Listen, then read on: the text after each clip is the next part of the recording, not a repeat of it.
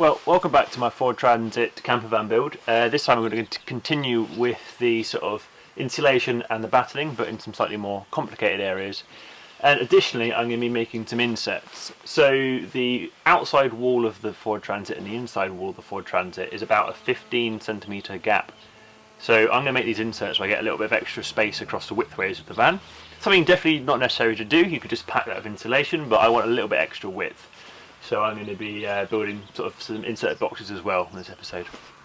Let's get cracking. So one of the things I am going to do is I'm going to build a framework for the centre section. Because these are nice and recessed, they're almost about 15cm recessed.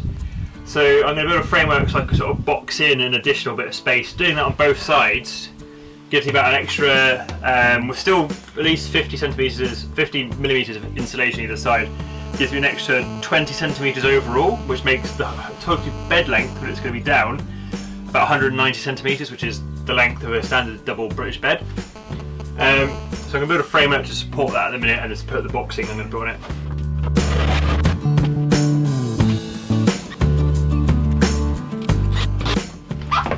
This is just using a pocket hole jig.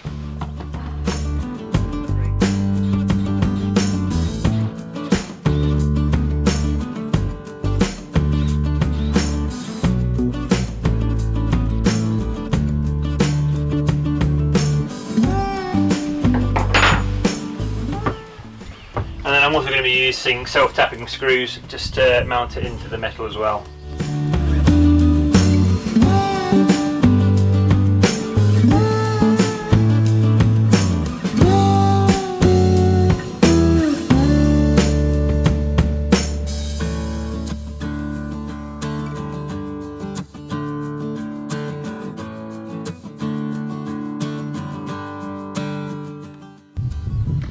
So I'm just making some of the vertical battens, and because the top of the van is slightly further in than the bottom of the van, I've just using the bevel option on my mitre saw. So I just put a 2.5 degrees bevel, and that just makes these topwards beams fit directly in line with each other.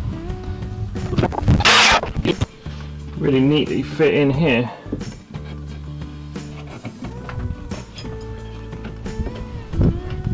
Perfect.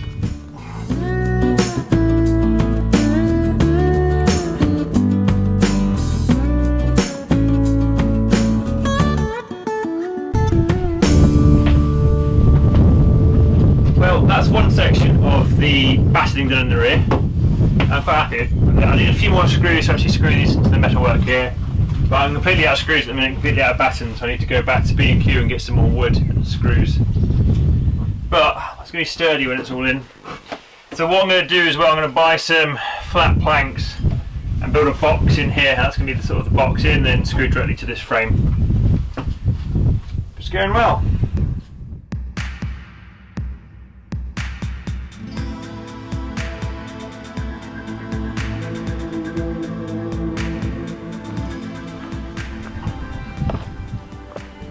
Well, it's a new day, I've got some lovely weather, and it's time to get the framing finished.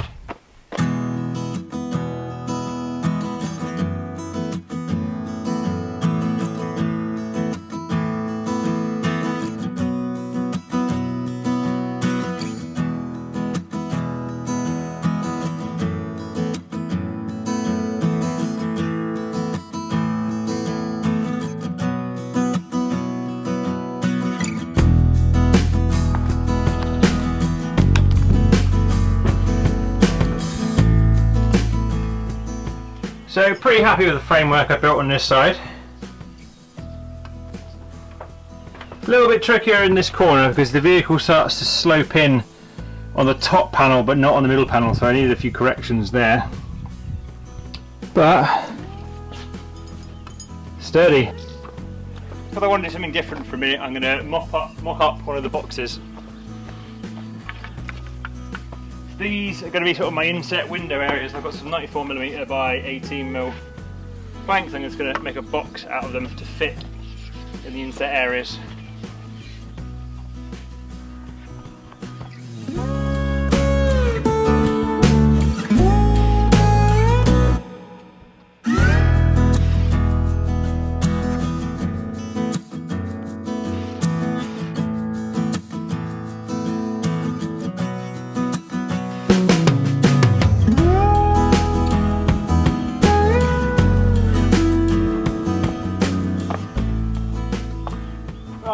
happy with tonight's progress.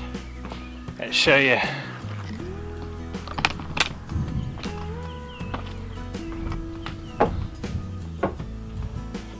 Framing work done, some of the boxing started, not screwed together yet. I should still be able to get about 50mm of insulation behind these panels. Going well.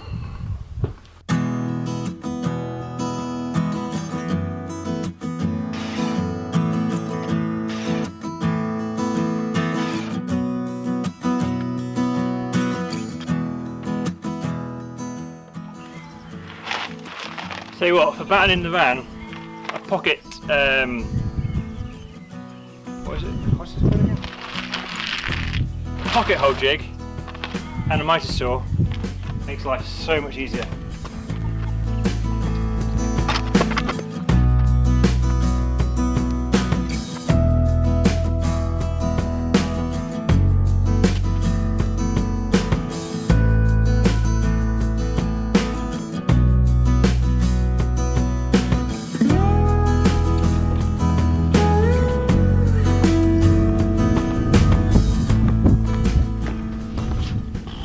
Right, that's it for the day.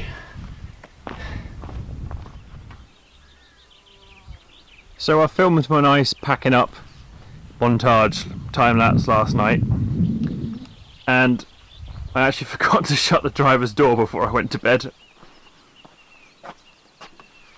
Ignore the bed. I took it off the rubbish heap from the builders, and I might reuse some of the timber from it. Well, it's a new day and the weather's not as nice, but I'm going to be using the pocket hole jig to put together my boxes to go for my to put into the inset areas.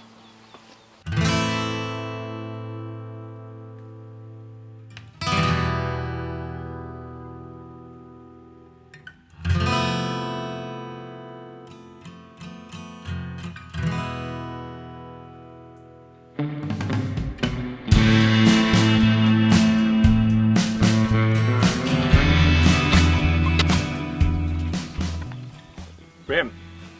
So as you can see, the frames aren't completely flat. It's because when the van obviously tapers in at the ceiling, so I need this to taper in as well.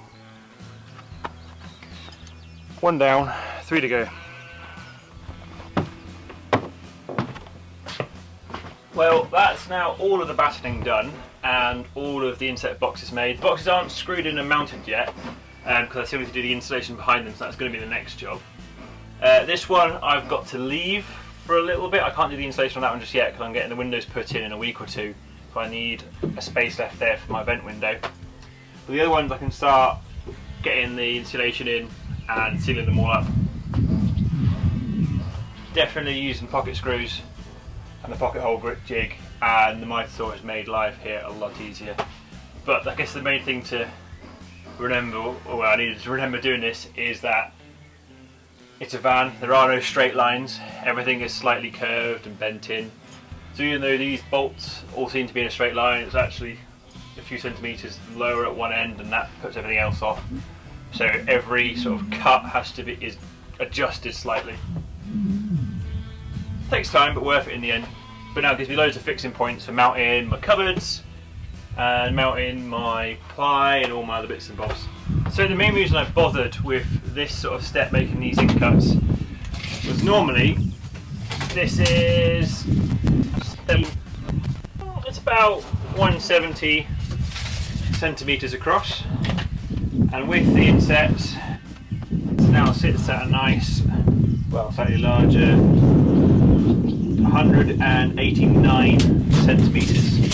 So 189 centimetres, 1 centimetre off what is the standard length of a British bed at 190 centimetres. Me being 6'1", that works quite well, so I can sleep widthways. I'm probably going to lose another centimetre or two for putting the ply lining on. But apart from that, that's sort of perfect to add that little extra bit for me. So the next job is all these boxes need backing. And luckily I've got loads and loads of 5mm left over from the original ply lining of the van, so I'm just going to measure that out onto the back, and then onto the back of these I can then add the insulation.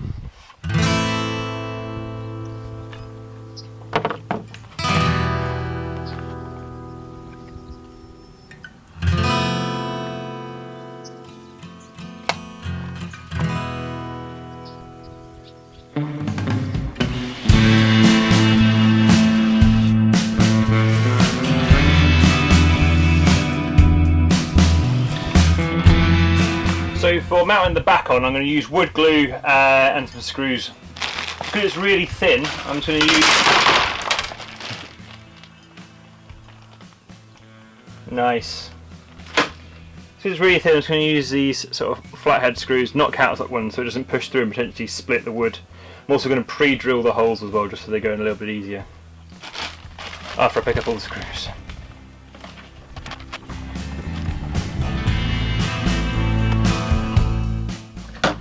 Just as there's a bit of a bow in this wood, just going to use a clamp to hold it down. So I'm not worried that the edges on this aren't completely flush. Just going to sand them afterwards. I cut them with a jigsaw anyway, so they're not going to be perfect.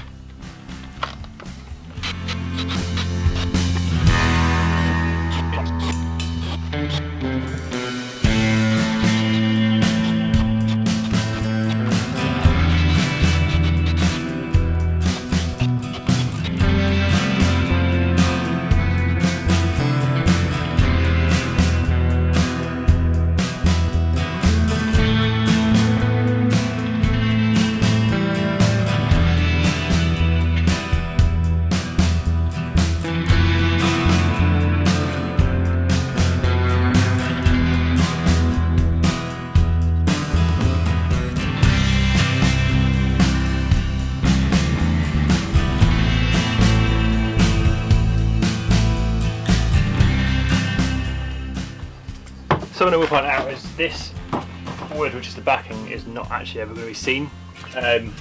When these are mounted, I'm probably going to use another bit of 5mm to go on the inside with the sort of upholstery lining I'm going to put on it. So this is just sort of for the structure.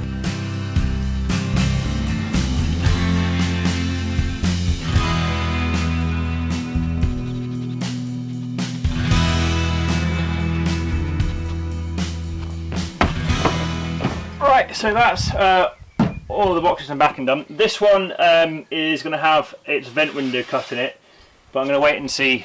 Well, I'm going to wait until the vent window's in to make sure I get it in a line. But all the other ones I'm going to mount. Well, I'm going to wait for the glue to dry. Then I'm going to sand the edges flat, just because of the jigsaw on the ply line backing overlaps a little bit in places. So I'm just going to smooth that off, and then I can start thinking about insulating all these different areas.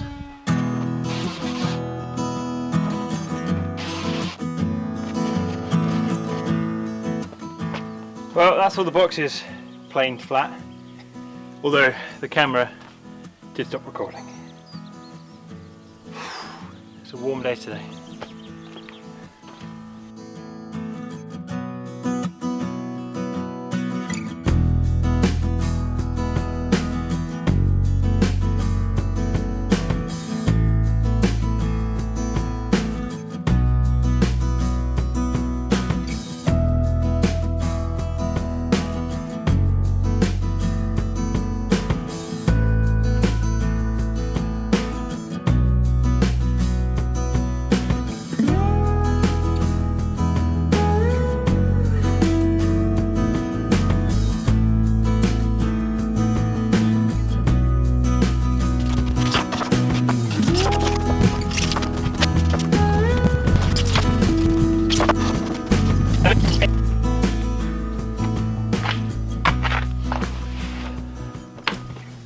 Well, I haven't had the camera rolling too much today because it's been a lot of shaping blocks and taping for hours on end. But I finally got all the seams taped and all the insulation blocks and sort of the normal battening areas in. And that's going to be enough for this video. So once again, thank you for joining me, and hope to see you next time. Feel free to subscribe. Bye!